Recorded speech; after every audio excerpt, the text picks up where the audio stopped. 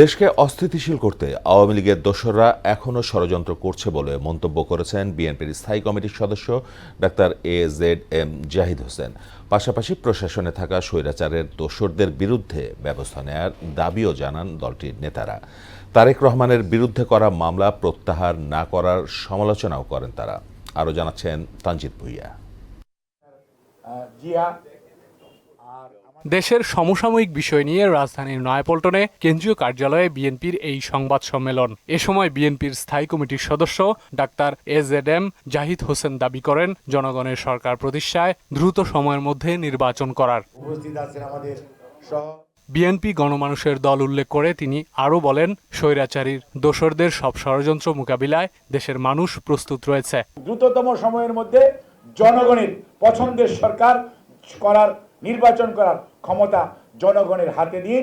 আসেন, জনগণের মুখোমুখি হন।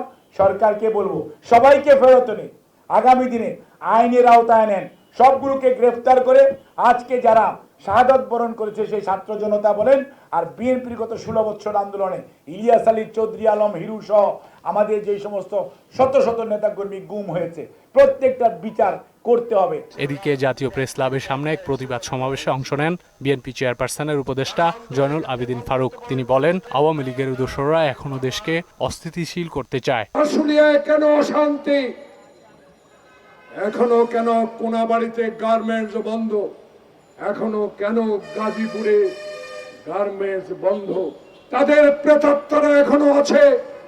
এই আজকে একটি পত্রিকায় আমি দেখেছি একজন সাবেক সভাপতি একটি বিবৃতি দিয়েছে, এই সাবেক সভাপতির আমলে বাংলাদেশে গার্মেন্টসকে ধ্বংস করে হিন্দুস্তানে নিয়ে যাওয়ার এই পায়চারা করেছিল এই ব্যক্তিটি।